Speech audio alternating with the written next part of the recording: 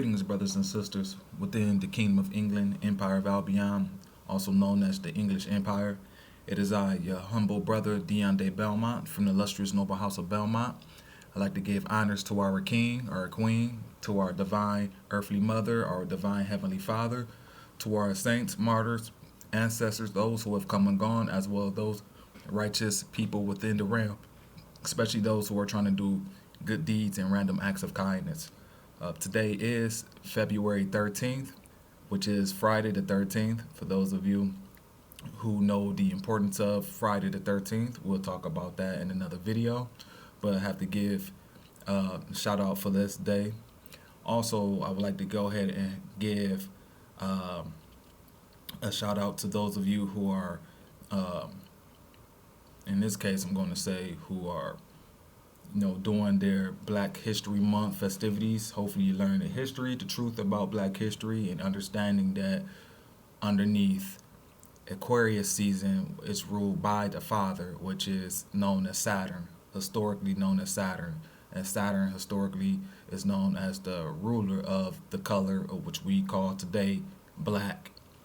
And it has a tie or connection to so-called the Black Father. But we're going to talk about that later. And the beautiful part of this information that I'm talking about regards to father is we're going to talk about the importance of the father being inside the house, especially when it comes down to teaching the children, teaching the future generations, as well to be able to maintain a structure and foundation that we can continue to keep moving on and moving with as we continue to keep learning and figuring out what we're designed to do here on this earthly plane. Now, of course, we have speculations what we were created for, but we'll talk about that once again in another video. So this TED Talk is coming from Stephen Doobie, who's going to give it over to Officer Calvin Williams. And what Officer Calvin Williams is going to be talking about is his deep personal truth in regards to fatherhood. And his most meaningful role is not just as the title of Correctional Officer at Ironwood State Prison, but his identity as a father. And as a single father, he's been raising 3 children, on his own when he had lost his wife. Officer Williams, what he's going to also be doing is talking about how he placed fatherhood at the center of his life purpose. And he's not doing this as a choice, in regards to obligation, but he's doing this out of love. And like they say, a choice that shapes not only his character, but also his worldview. So I don't want to go too far into my commentary. Let's go ahead and listen to the video. Please like, share, subscribe. Your contribution are greatly appreciated. What we're doing is trying to help bring the consciousness regarding the fathers to help bring structure back to the household, to the home front. So therefore we can repair, the nuclear family, and hopefully all men, all brothers, no matter what your creed, nationality is that you claim to be, skin color, race, it doesn't matter. This information is imperative for us to also be able to bring what we need back to the centerfold as well to the table, for us to be able to bring us to understanding that we are important and our position is imperative for us to be able to have a wholesome, reality on both sides. And I digress. Let's go ahead and get started with the video.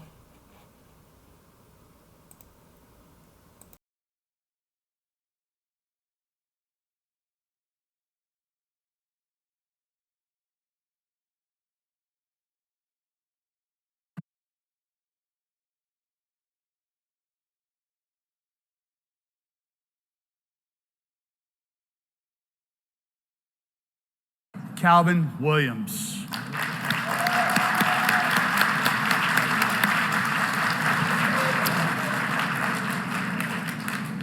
Wow. This event is really looking good. You guys, everybody's respecting one another, and it's really turning out nice. I want to get right to the point here. Basically, is okay. Who am I? Everybody knows my name is Officer C. Williams. Been called Billy D. Been called Ray Parker. Some people call me the Reverend because I do some singing around here from time to time.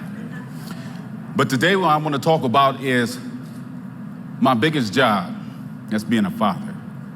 I look at a lot of these young men in here and I see like these pictures, holding the football, got all of that going on. I see that all the time. I see so many people walking around here that show so much potential, but maybe somewhere along the way, that guidance wasn't there. So what I'm trying to talk to y'all about today is each and every one of you, be it you're a father, or be it that you have the ability to talk to children in whatever way, I just want to point out the fact that me personally, I didn't have my father. When I grew up at the age of 6, my family broke up. I came from...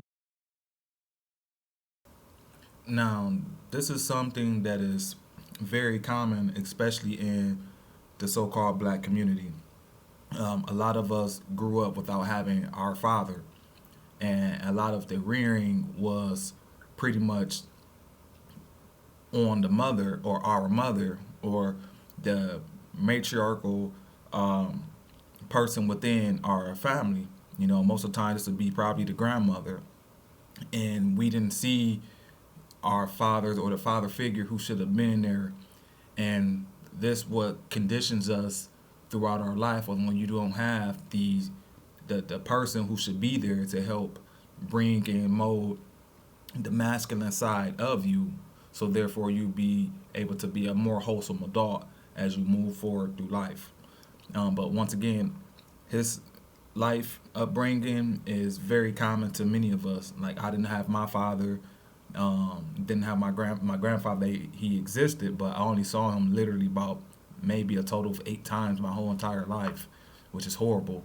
And I was raised around mostly women, grandmother, auntie, my mom whenever it was around, or me able to see her, because I wasn't raised by I wasn't raised by my mother. I was raised by my grandmother, and she raised a household of 7 boys, sometimes 8 or more, because she also raised other family members, children as well, her own children's children. So, and then she also adopted, and she also had foster children. So my grandmother was raising a lot of children growing up.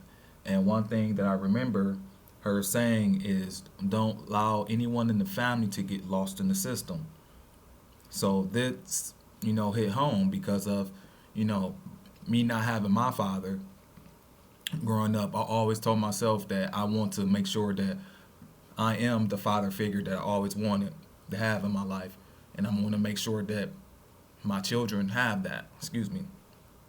So, these videos, especially the latest posts and videos I've been doing lately, is really to hit home to not only the fathers, but also for the mothers to see the importance and come to the realization that you don't have to do it on your own when you actually have fathers who are willing to be there and play that part, their role, because they're not just doing it out of obligation. They're doing it because we truly love our children and we truly want to see them come up strong in the right way and not become another statistic.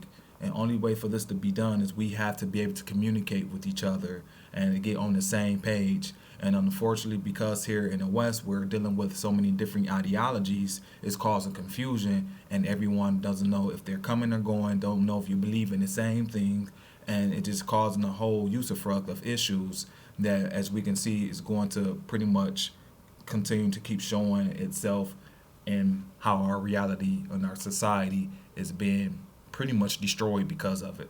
But I don't want to go too far into my rant. Let's go ahead and stay on topic with the video.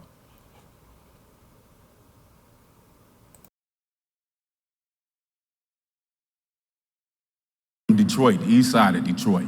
Came out here and started a new life. Okay, there was a lot of atrocities that go on. I can go the long story. Everybody got theirs. Okay, I'm not trying to go into all of that. But the bottom line was my pops wasn't there. I would see men, they looked like my dad. I missed them. I would want to talk. He wasn't available. It's okay, cool. I grew up, very masculine kid. Okay, love girls, hit hard, like to play ball, like to play basketball, everything masculine. But the thing was the means of passage was missing. I didn't have one. My means of passage was how hard I could hit. My means of passage was how big was my knot in my pocket. My means of passage was how well could I hold my liquor. My means of passage were all of these negative influences because I was influenced by those who didn't have an influence themselves. Blind leading the blind. A bunch of kids out there trying to survive. So I can't take claim to being so smart and making all of the right decisions. I'm here because God allowed me to be here. And like he said, God allowed him to be here with even all that he went through to get to this point. It's the Most High's. It's a divine Father, as well as earthly mother, who allows us to be here, who allows us to come to the realization that our position in life is higher, our calling is higher. And as we going through the trials and tribulations of our upbringing is what's molding us to become the teacher, and hopefully we don't go astray too far where we can't get back on the path.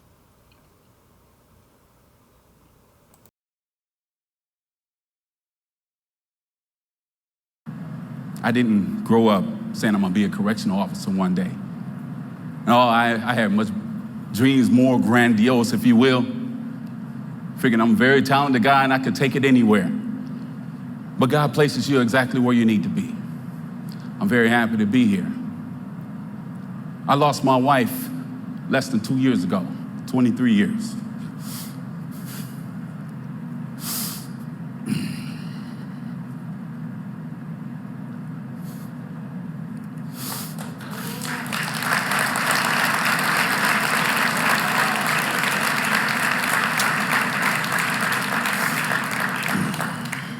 All right, okay, I got 3 beautiful children.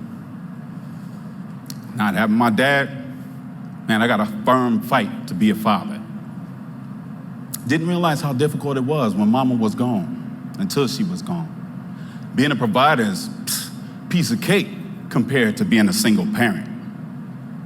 Being involved. I look at a lot of you, and I see my son's face when I look at you. And so it gives me a fierce fight. And I'm asking all of you, I hear some of you on the phone. You know that's my job. I gotta listen sometime. You know? And I hear some of you talking to your sons, to your daughters. That's the difference.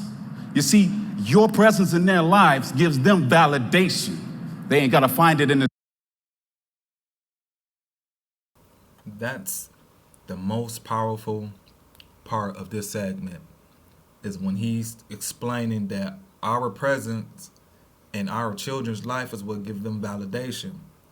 So for those sisters, those mothers, those who may be hurt from past traumatic issues and situations with their children's father, you have to understand that them or us still being available and being in our children's life will give our children validation. For far so long and too long, we see hurt mothers, withholding the children away from their fathers. This is painful. This is very, very painful. It's immature. It's uncalled for in some scenarios. Some situations I can understand why. But you're ultimately destroying a bond that's hard to repair later in life. A bond that, if it's established early, which is supposed to be established starting from birth, and they say it normally takes 7 years. 7 years to solidify a bond with someone, and especially when it comes down to a child. So 7 years it takes for you to be present in your child's life at the beginning aspect of their rearing, to be able to solidify a bond where they will trust you, they will listen to you, you will be and you can be the guidance that they need. But unfortunately, we have been set astray, or been led astray, for far so long that we're forgetting these principles. We're forgetting the reason why we even come together as man and woman. We didn't come together for our own selfish needs and wants and desires. We came together to preserve the continuity of a species. That is you and I as humans, which we're called today, or historically they were known as man, which was man and woman together. We were known as one. So we have to go back to the drawing board and understand that we are the most influential beings in our children's life, and we are what give them that spark to want to be them. You know, they come from you, and for them to not to see what they come from, they lose a hope. They lose a lot of hope. They lose in their identity, and when you lose your identity, it's very easy for someone to come and implant or embed or impregnate new ideas, indoctrinate all these new fallacies and other people's beliefs that have no value for you, as well your long-term continuity as the species on the planet. Let's continue.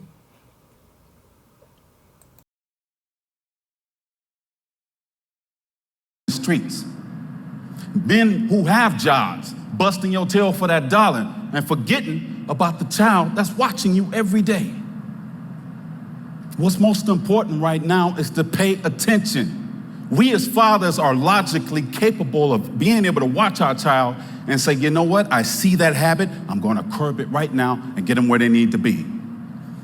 That's how we do it.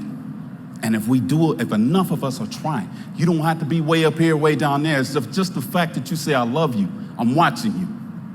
Makes a world of difference, man.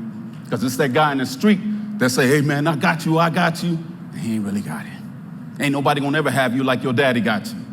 When you love your child and you understand the pains of life, you will fight. And I ask all of you, men, stand up, be fathers. And this will change tomorrow, I promise you. Thank you.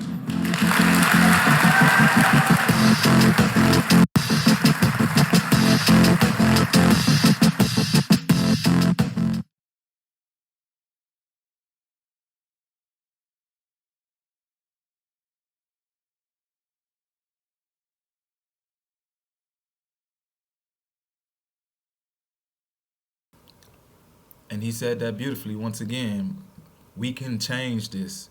We can actually change this within a matter of one generation. If the fathers start stepping up and start being able to be influential within their child's lives again, be able to be the foundation, especially when the foundation is coming from something that was written to stand the test of time.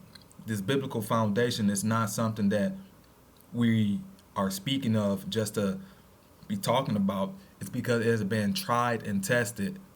And when you try and test something and you see that it works, why throw it away? Why try to create something new? Because there's nothing new underneath the sun. So once again, what immediately stands out with Officer Williams' message is his honesty. And he didn't frame his fatherhood as a duty to be performed out of obligation, but as a transformational act of love. And that's something that defines a man from the inside out. His words challenge a common societal narrative that, that men are secondary caregivers. And instead, he affirms that our presence, and not just provisions, matters in the development of children and families. So once again, women who constantly just keep saying you just want the child support, you want the money, that is not help raising a child. That does not help raise the child. Provisions alone does not help raise a child. It's the presence. For them to see you, their eyes light up. For me, when I was growing up, when I got the opportunity to see my mom, because I didn't get the chance to see her all the time, but when I did, my eyes lit up. And I asked for my father. And unfortunately, I never got a chance to truly meet who was my father. But the fact I had a father figure who I saw as a father, which was my sister's father, when he came or when he talked about me, my eyes lit up. I felt proud. I felt like I was someone. My uncle, my grandmother's only son, growing up, I was the one that they said was attached to him. Because us as men, as boys, as males, we have to have that other half who look just like us. That is considered the one who we're going to be raised up in society to be a pillar similar to. Unfortunately, because of we have now been succumbed to the mindset of the corporations that we live in, these corporations who are creating the false illusion that, we are now desiring, is causing us to lose our identity in our own and our purpose as humans. And now the order of the household is broken, which leads to the order and the structure of society will crumble. And so once again, the pain of absence becomes a powerful lens through which, as we can see, Officer Williams had urged us fathers, and he's urging us to stay actively involved in our children's lives. So even with all we're going through with, dealing with our children's mothers, we still love them because they gave us the ability, they helped create life with us. That is a very honorable deed, one of the greatest that any man can have, is to be able to have life in his image. And for the woman to be able to give you that honor, so she needs that respect. And she needs to have her flowers way before, like I said, before she passes on.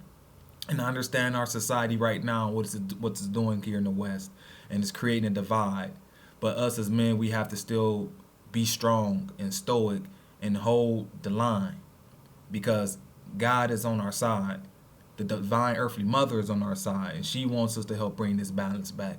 But we have to know our purpose. We have to know our position, and we must play it accordingly. Our role is not to be intertwined with each other's, where we're now creating confusion, because that confusion, as we see, is bleeding within our own lifestyle, with this causing this confusion within our children, which is now causing up all these broken homes all over the world. But we can't solve these problems if we don't see where the issue is coming from, and it's coming from the center, it's coming from the root, and the root starts with us. It starts with us. It starts with us now started putting our petty differences to the side and start asking our children, what do they need? Which we should already know what they need. But sometimes we don't, because we have been out of pocket. We have been focusing on the wrong things, and they're crying out without us even hearing their cries. All right. And so in the context of Ironwood State Prison, where many young boys in the audience may come from fatherless homes, either emotionally, physically, or through work-related absences, we saw that Officer Williams' message resonated not just as a lecture, but as a lived reality. And he doesn't just speak about idols, he embodies them. And this credibility makes his call to action not only persuasive, but deeply compelling. And we notice throughout his talk, Officer Williams, he emphasized that the influence of a father goes beyond traditional responsibilities. Emotional grounding, which the fathers help the children understand self-worth and emotional resilience. And the moral scaffolding, the fathers model accountability, integrity, and strength through both words and actions. And also community stability. So when fathers show up physically and emotionally, they reinforce structures that help families thrive. So once again, Brother or Officer Williams' message bridges his personal narrative and social commentary. And he doesn't merely lament absent fathers. He actually redirects the narrative toward responsibility, presence, and intentional living. And the essence of his message reads like a call to rediscover what it means to be a father, not just biologically, but relationally, spiritually, and morally. And in closing, we saw Officer Williams return to his central theme that fatherhood is not optional, it's foundational. And through his own example of commitment to his own children, he illustrates that true fatherhood isn't defined by perfection, but by effort, dedication, and presence. Qualities that shape children, strengthen family, and enrich community.